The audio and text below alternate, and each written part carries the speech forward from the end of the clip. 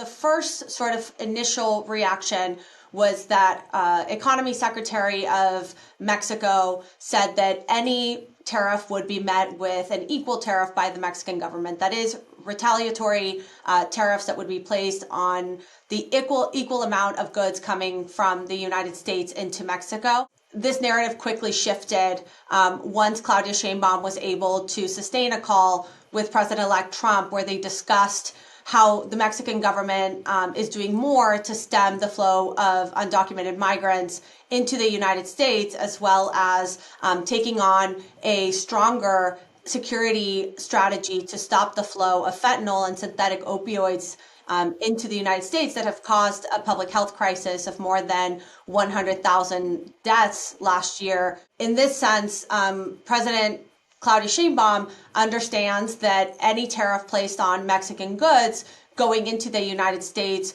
would be a significant blow not only to Mexico's economic activity, but would also risk the 2026 USMCA review that, will have to be negotiated naturally with the United States, but also with Canada. It is important to say that North American integration and the USMCA has been extremely successful. Since it entered into force, the trade of goods and services has increased 50%. Investment in the region has, increased by 136%. It's boosted investment, it's boosted certainty, it has created jobs in all three countries, it has increased the region's competitiveness. And so it is important to highlight that the USMCA has reaped benefits for all three parties involved. It is important to note that sort of the China factor and increasing investment and presence and influence of Chinese companies in Mexico is sort of one of the biggest issues of concern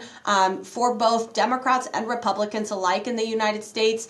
It's important to note as well that, Chinese investment in Mexico is not solely a trade issue, but it also, involves national security concerns for the United States. And so I think it's going to be one of the major issues that will be on the negotiating table ahead of the 2026 USMCA review, but also in this current period of negotiations of whether the tariffs will be placed or not, will be how Mexico reacts to Chinese investment in the country, and also how it is willing to align to Washington's policies on countering China going forward.